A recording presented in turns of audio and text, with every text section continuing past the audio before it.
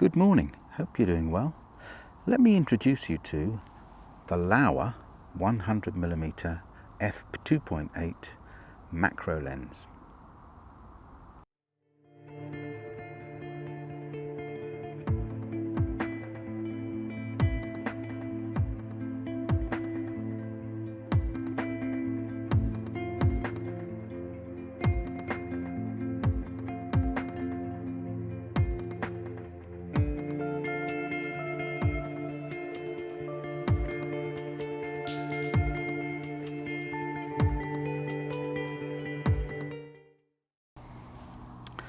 So a bit of technical information about this lens. This is the 100mm Laowa lens, a macro lens, but they also do a 60mm macro lens, which is smaller and lighter, and which also gives you 2 times magnification. So you might want to think about that. The reason I bought this particular one, the 100mm, is because this one is designed for full frame cameras, and I use the Nikon Z6 for my macro photography, so that's really the reason that I bought this. Also, with this lens being 100mm, the close focus distance is slightly further from the lens. Only the close focusing is about 9 or 10 centimeters with this lens, which is very near, really, when you think about it. So you're still very likely to frighten insects and things away, but it gives you a little bit more leeway possibly than the 60mm. So that's why I bought this particular lens. I also like the fact that I don't need to use any kind of converter with this. This connects directly onto my Z6. So what are the challenges of using a lens like this?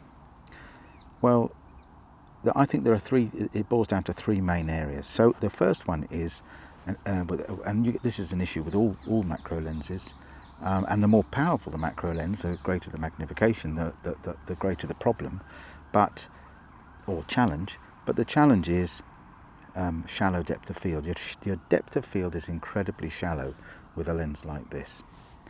When you're using it in macro mode. This lens, of course, can also be used, it can focus to infinity, so you can use it for landscape and portrait work as well, but I'm just focusing here at the moment on the macro side of this lens.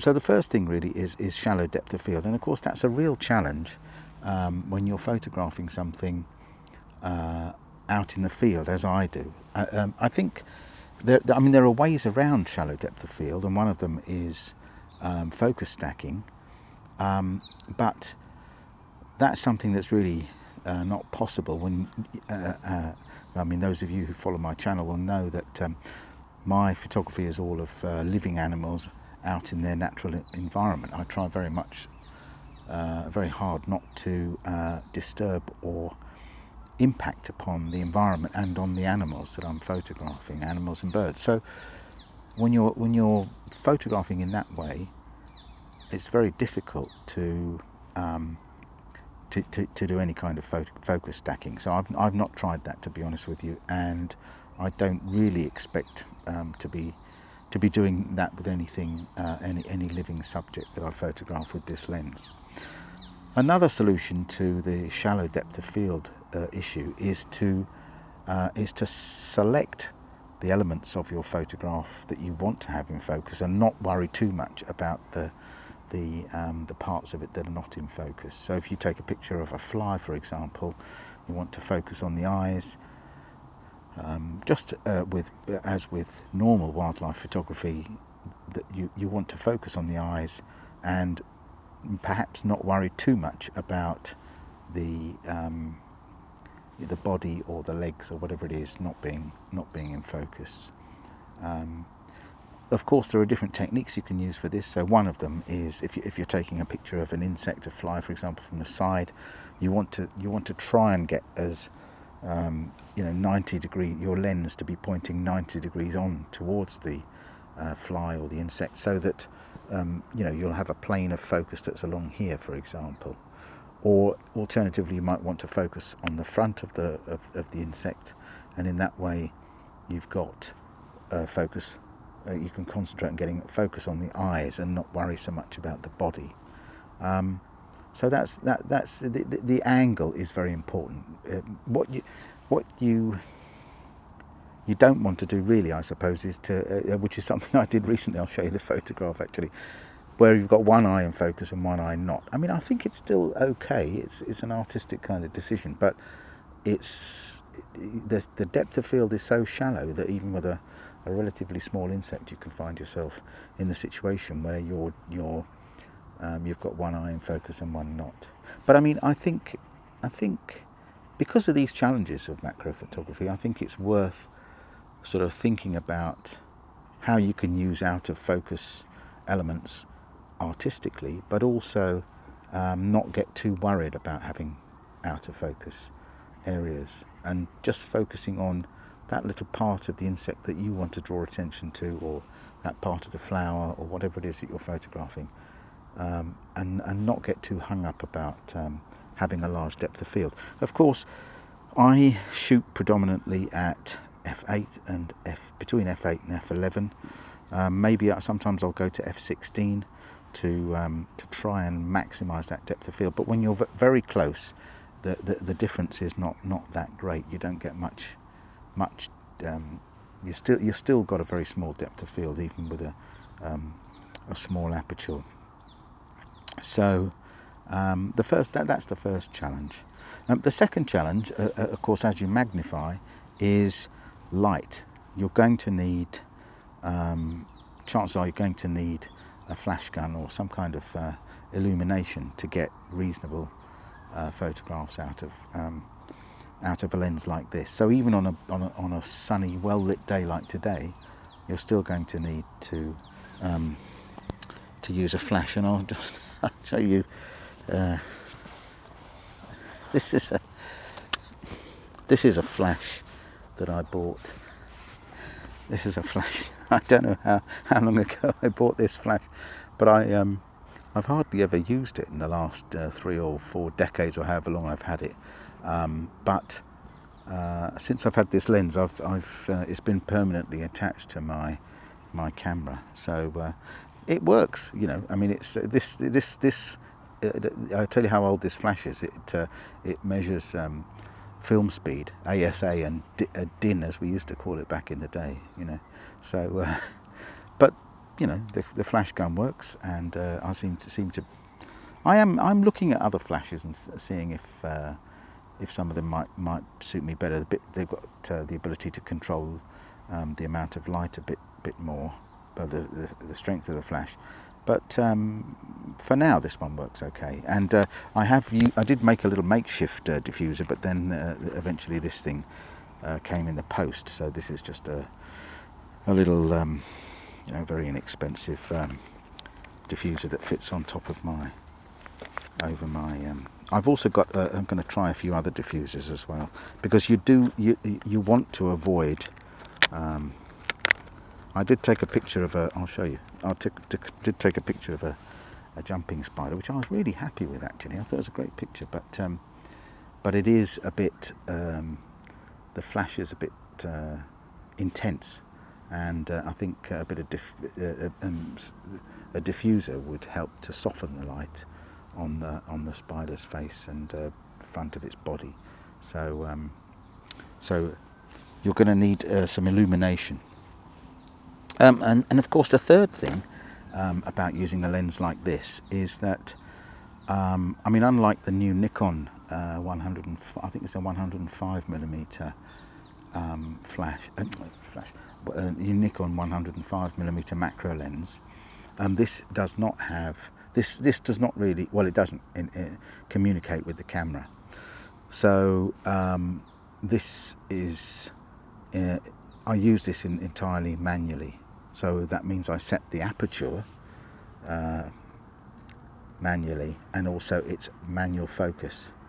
Now, many years ago I used these sorts of lenses,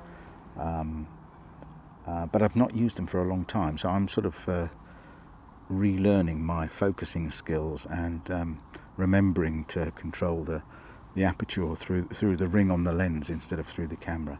But those are, you know, I mean, I personally don't find that very difficult, as I have got some experience of doing that. But it is something worth thinking about, that you're going to be, this is a manual lens essentially, and you need to, you know, you need to just work slightly differently to the way you perhaps normally would. With macro photography, you're usually going to switch your autofocus off anyway, even if the lens is capable of autofocus. You would probably most of the time use manual focus anyway, because it's so difficult to your depth of field is so small that you really got to make an artistic decision as to where you want the focus to be. I've been using this with my Nikon Z6, and so I do have the advantage in that of having focus peaking, which is useful. It, you know, gives you a you know, I have it set to the colour red to just indicate which parts of the image are in focus. So that's important. Another thing worth saying, I guess, is that this lens, this is a Nikon Z mount fitting on this Laowa, but this lens does also come with a Nikon F mount and version, and also in Canon and Sony, and maybe others, I don't know, but certainly Canon and Sony and Nikon, the two Nikon mounts, you can get this lens. Yeah, so it's just a question of working differently, really, to possibly the way that you've been working before. If you've not got into macro before, if not got into manually working before. So that's just something worth bearing in mind. Those are the challenges. So, what sort of results can you get for a relative beginner macro photographer like myself? What sort of results can you get from a lens like this? Well, let's have a look. Here are some of my photographs taken with this lens. One of the things I would say is that although I am pretty much, you know, a beginner at macro photography, what I would say is that I think that a lot of the principles of regular wildlife photography apply just as much in macro as they do in other areas of photography. So things like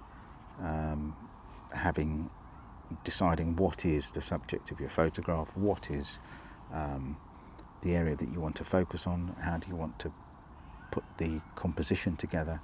So things like, I do try to follow by and large the rule of thirds, so having, you know, the subject slightly offset so that it's not always bang in the middle, having the subject with some room to look into, or some headspace, as it were, so you leave a little bit of more space in front of the animal than behind, so that it doesn't look boxed in compositionally in your photograph.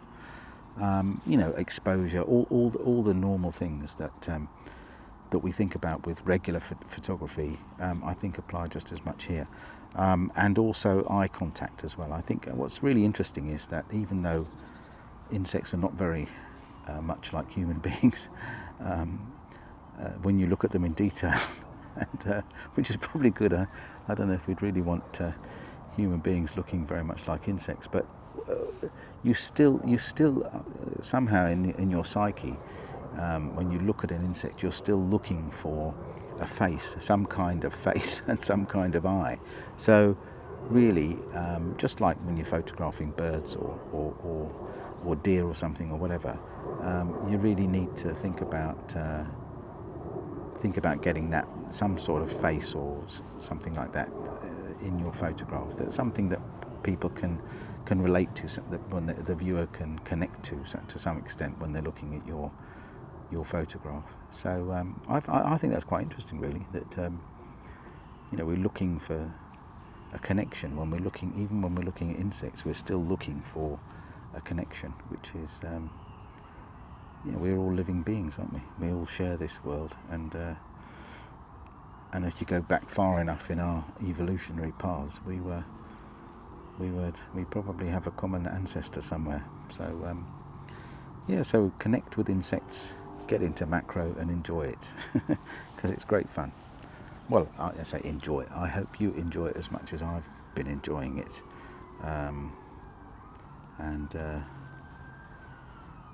Yeah, I'd say give it a go. So until next time, take care and I'll see you soon.